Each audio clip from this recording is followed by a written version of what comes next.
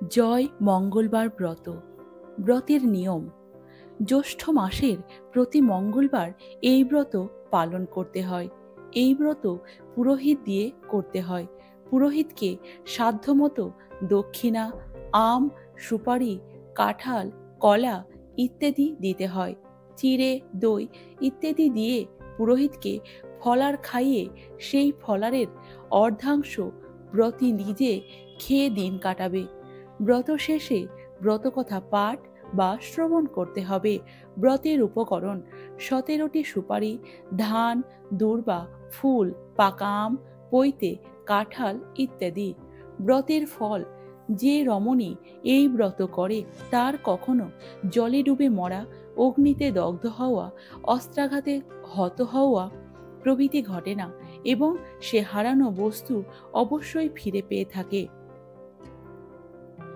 ব্রতকথা: জ্যৈষ্ঠ মাসের শুরু থেকে সংক্রান্তি পর্যন্ত যে কয়টি মঙ্গলবার পরে প্রতিটি জয় মঙ্গলবার ব্রত হিসেবে পালন করা হয়। কুমারী এবং সধবা উভয়েই জয় মঙ্গলবার ব্রত পালন করে থাকে। জেনে নেওয়া যাক এই ব্রতের পেছনে প্রচলিত কাহিনীটি। এক দেশে এক সদাগর ও এক বেনে বাস করত। সদাগরের 7 পুত্র ছিল আর বেনের ছিল 7 কন্যা।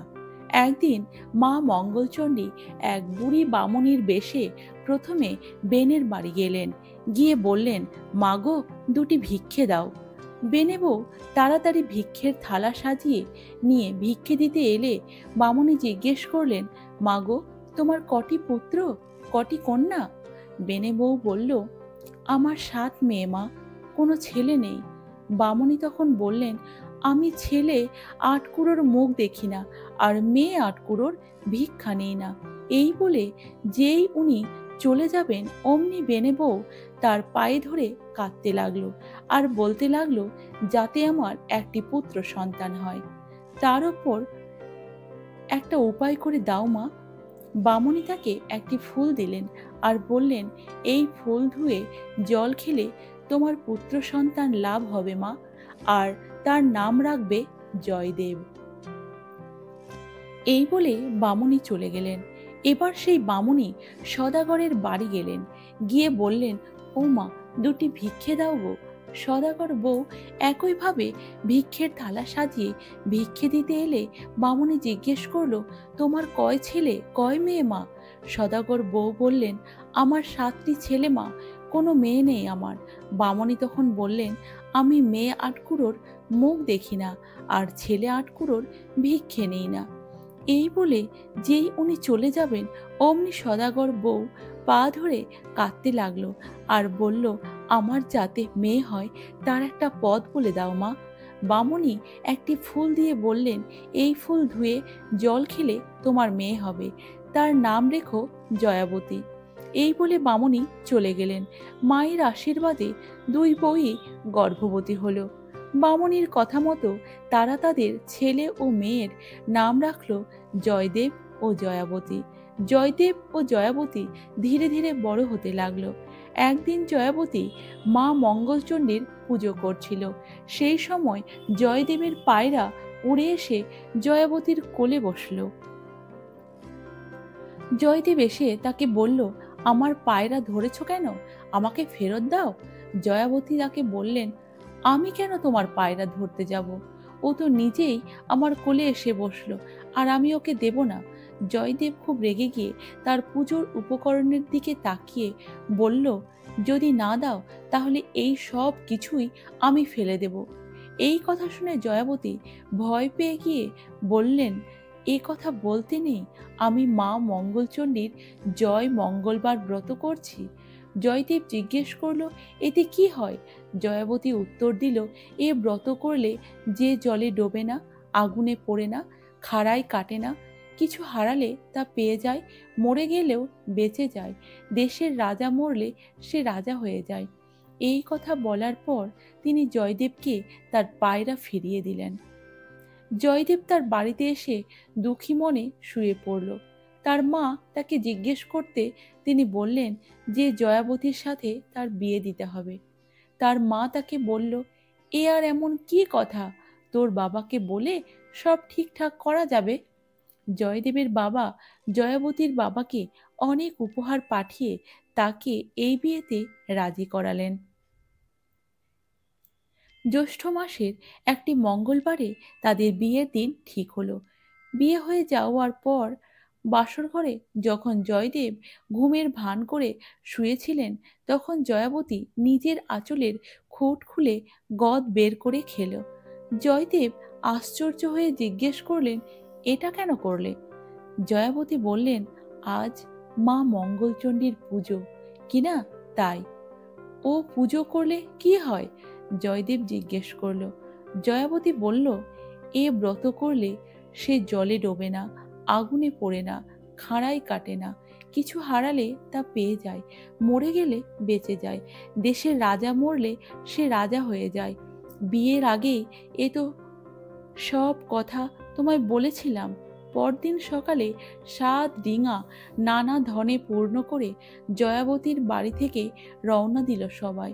অনেক দূর যখন সমুদ্রের চারিদিকে যখন শুধুই জল, তখন জয়দেব জয়াবতীকে ডেকে বললেন, দেখো এখানে জলদস্যুর বড় ভয়, তুমি গয়নাগাটি সব খুলে ফেলো। সমস্ত গয়নাগাটি খুলে নিয়ে জয়দেব একটা পুঁটলি করে জলে ফেলে দিলেন। ফেলে দিতেই একটা বোয়াল মাছ সেই পুঁটলি গিলে ফেলল।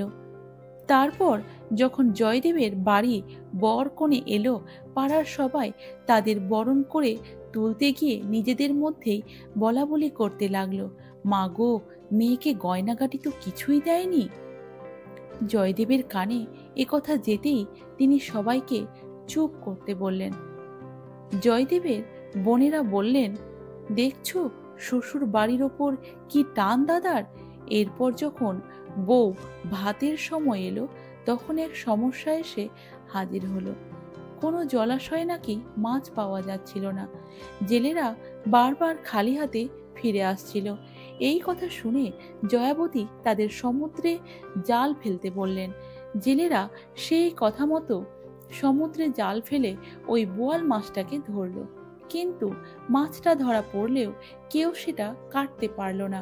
শেষে জয়াবতী বললেন, আমি মাছ কুটব। শুনে সকলে হেসে উঠল। কিন্তু জয়াবতী মা মঙ্গলচণ্ডীকে স্মরণ করে মাছ কুটতে গেল।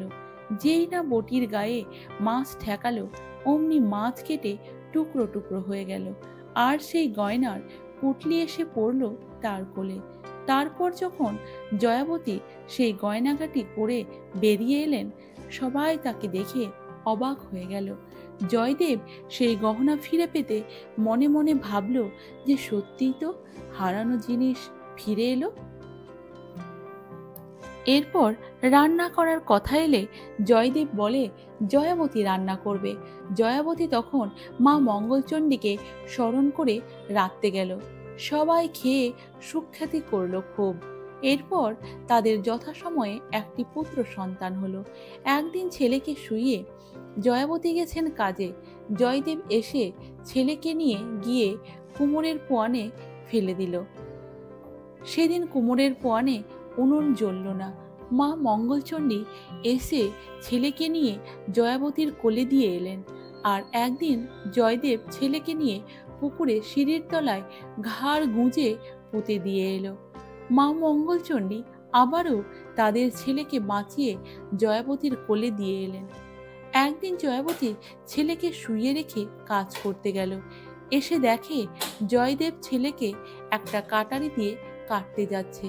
এমন সময় জয়াবতী দেখে ছুটে এসে চেঁচিয়ে উঠে বলল, তোমার এখনো বিশ্বাস হলো না? জয়দেব তখন হাত থেকে কাটারি ফেলে বললেন, হ্যাঁ, এইবার আমার বিশ্বাস হয়েছে। তারপর জয়াবতীর আরো অনেক ছেলে মেয়ে হলো। জয়দেব এবং জয়াবতী সুখে ঘর সংসার করতে লাগলো। তারা তাদের সমস্ত ছেলে মেয়েদের এই ব্রতের কথা বলে প্রচার করতে বললেন। ধীরে ধীরে এভাবেই জয় মঙ্গলবার ব্রত সবার মধ্যে প্রচার হলো।